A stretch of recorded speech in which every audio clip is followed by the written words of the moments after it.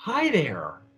You're watching and listening to Sipping Off the Cuff on Tequila Aficionado Media on all of our channels and networks. I'm Mike Morales here in San Antonio. That gentleman out there with the full beard is Eric Zandona in Vancouver, Washington. Eric, they get us confused a lot, because we Yeah, look so much the same. I know. Eric and I have been experimenting with a lot of really unusual flavors this afternoon, this evening, and tonight we're going to try a brand new Bacanora. Yeah. And because Eric's the Bacanora guy for me, okay? So this one is Mazot. Yeah. And Mazot, I guess in the language of that area, this is Bacanora from Sonora. The natives in that area called deer. People. Yes, the deer is known as Mazot, and apparently when they're up in the hills, they're very difficult to hunt and very difficult to find. So they're very sneaky. They're very stealthy. Yeah. They're very stealthy. So it's just, let's see how sneaky this Bacanora is. Now, here's a caveat for those of you who are watching. Yeah. This Mazot that I have is at 45 ABV. Yeah. Mine's a little bit higher. I'm at 47. And you see, I have a brown paper label. Yeah, mine's like an eggshell color. My understanding is from the gentleman who made this happen, Michael Hurley of Borderland Spirits, is that Eric's is aged in glass underground, and you may have heard of that technique being done in mezcals. That's the first time I'd ever heard that actually done in Bacanora. It doesn't surprise me. I would imagine sooner or later somebody was going to reveal that secret. So we're a couple of percentage points off, but so my feeling is that whatever I sense in my glass will be amplified in Eric's Glencairn. I'm using a Stossel Jarrito with the wider mouth that we use for mezcals. But I think going forward, didn't we? It sounds to me like going forward, they're just gonna cut it off at 47. So yeah, that's what it sounded like from the information we got. Was that going forward, 47 is going to be their target. Right.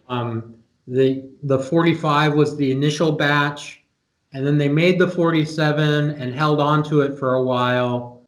And because of that, they just put it in glass and it rested for a while. And so as these things go, right? Yeah, I mean, that's truly the idea of handcrafted. And if any of you folks have seen how they test for ABV, they don't use it. They don't use a gauge of any type. They use the size of the pearls. I mean, that's.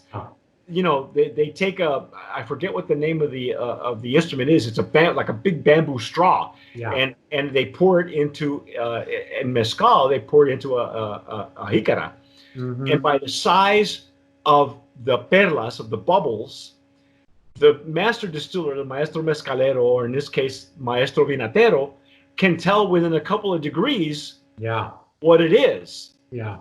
So, and that's just through experience, boys and girls. So that's the sign of a truly handcrafted booze, man. I tell you. Oh, wow.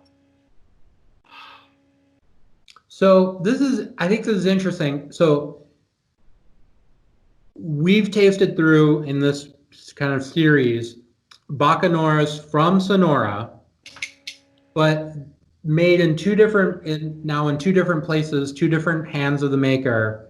And whereas the Batuque had this like cheesy herbal character to it, right? The Mazot I'm getting still, there's this lactic character, but it's way more fruity. Yes, and you're probably getting it. You got 2 more percentage points than I. So it's probably really singing to you right now. Yeah, I mean, this is like, I have it as subtle, but it's there, and there's no cheesiness. I'm not getting it. So You I know, mean, to me, there's a little bit of lactic character, but it's just like bursting with like bright cherries and strawberry. It's just oh yeah, like yeah. so fruity. It's very fruity, not floral, but Yeah. fruity. Yeah. Um, which don't get me wrong, that's lovely. I mean, when you can get a plant that's what you would say, what, 8 to 10 years old, because Yeah, probably. okay, yeah, because on the Batuk they have a reserva that's a much 10, older 20, plant yeah. and was such a refined flavor. This one, this was more reminiscent to me of a mezcal, of an espadin. Now, the plant they're using is what they call a yaquiana, which is, or they call it pacifica, which in essence is an espadin, but Yeah, because it's in Sonora, it's going to taste and smell a whole lot different. right. I'm ready to sip. Yeah, me too.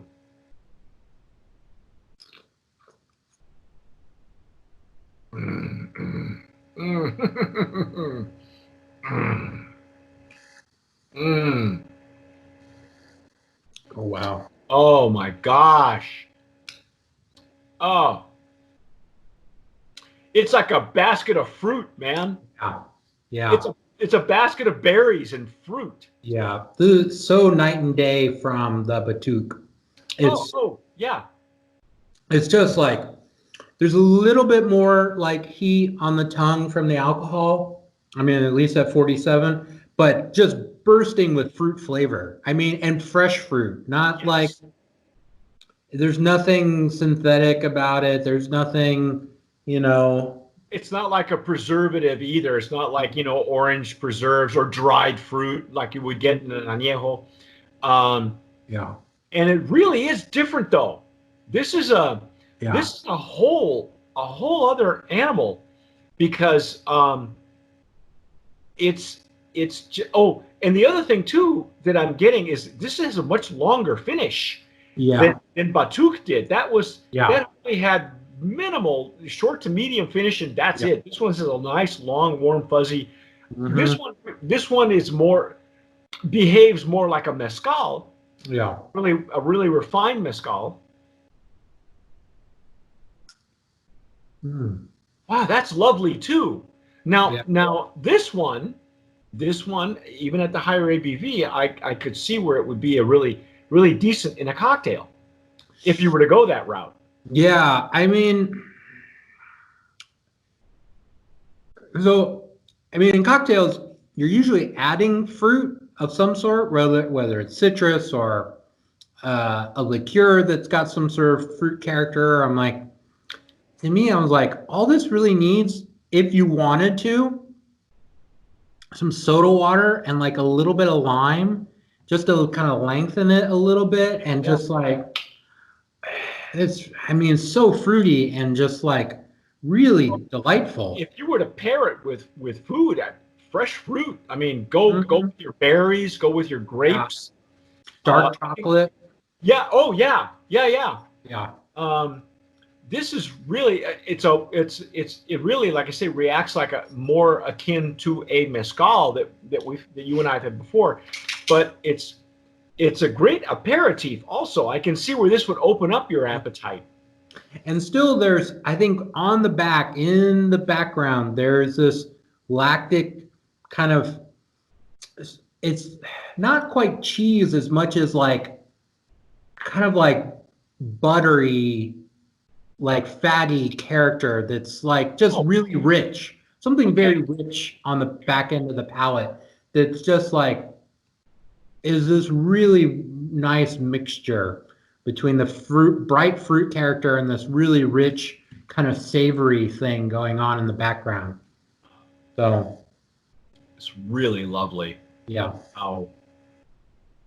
I can only imagine that yours is, like I say, much more intensified because it's a couple of degrees more, a couple of Yeah, percent.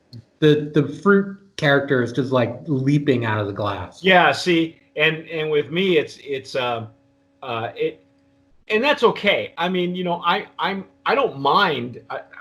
Believe me, 45 ABV is okay with me, folks, Yeah. because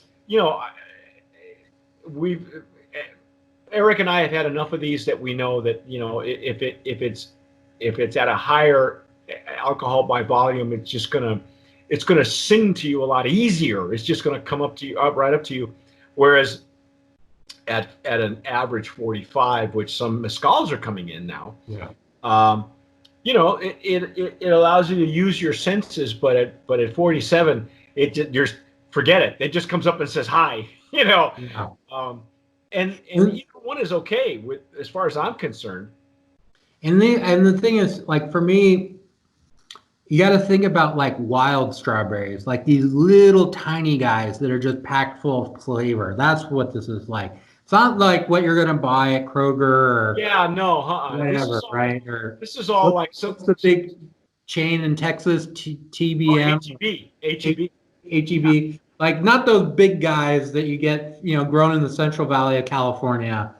They're tasty, but you know, when you find those like little wild ones that are just like jam-packed full of flavor, that's what You know, the ones that birds love to eat. You know, it's generally considered bird food, but the birds know. You know that.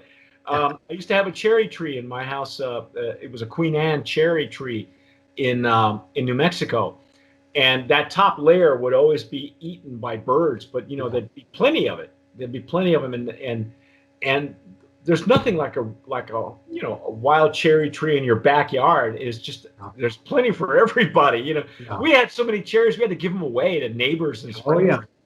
So I get your point. As a matter of fact, a person I was living with years and years ago in New Mexico had been from Denver, or parts of Denver. And she would tell me that when she was a little girl, there was a ditch behind her home, and that's where all the wild strawberries and rhubarb would grow. Oh wow. They would pick it from there and make rhubarb pie and stuff like that. So you can only imagine. Yeah. I get what you're saying is that, you know, if the fruit grows wild. I had a neighbor who used to have his own raspberry plant, you know, the bush, and it would grow over our cinder block fence into our yard. Yeah. And I'd never had, you know, raspberries before. These people were folks who had lived in Utah for years. And so it was, you know, for a kid who lived in the suburbs, yeah, you know, that wild fruit, I get what you're saying, that is really, and that's what you're getting in here, is you're getting that, you know, that organically grown stuff that that you think is bird food, but the birds know where the flavor is, man. Yeah. This is lovely. Should we nominate this at 45 or 47? Yes. The answer is absolutely. Okay. Mazot Bacanora. This is a lovely. Let's before we sign off, let's see if we can give you some more ins and outs on the information on this on the label. Yeah, I mean, so like it's a classic Bacanora made, yes, you know, like you would see in Oaxaca with mezcal. So the agaves are pit roasted. They're crushed and then fermented with native yeast that's wild in the air, and then double distilled in copper, and it's just so tasty. This is from the Chacon family, 4 generations of Bacanora making, and it's lovely. It's called Mazot. You can tell by the deer on the label. Okay, yeah, that's what a Mazot is. But that's our take on Mazot Bacanora. This is the Blanco, again at 45 and 47 ABV. Probably going forward it'll be at 47. You can find these primarily in Arizona for now. If you're watching us right now, we're taping this toward the end of May. I'm sorry, and we're still quarantined in place. But by the time you see this, it could be, I don't know, it could be September, October, November. But in any case, he should, Borderland Spirits should have this, not just in Arizona, but hopefully here in South Texas, because people are looking for authenticity, and this is where it comes from. The company itself primarily is an advocate for sustainability, not just ecological sustainability, but economic and socioeconomic as well. So they're very, Borderland Spirits is very much about the cultural exchange between, Sonora and Arizona and that area there. So kudos to him. I know this is not an easy deal. I get it, but please, please, please, and whatever the price point is, it's worth every penny, man. Oh my gosh. That's our take on Mazot Blanco, but stick with us. We will be back shortly with a couple of really unusual. Again, we're gonna toss the kitchen sink at Eric, and he's gonna walk us through. Okay, I'm Mike Morales here in San Antonio. That gentleman out there is Eric Zandona in Vancouver, Washington. You have been listening and watching Sipping Off the Cuff on Tequila Aficionado Media on all of our channels and networks. Don't forget to subscribe wherever you're downloading your podcast. Please do so. If you're getting it from iTunes or Spotify, we're there with you wherever you are. And whatever you do, tomar sabiamente. Sip wisely.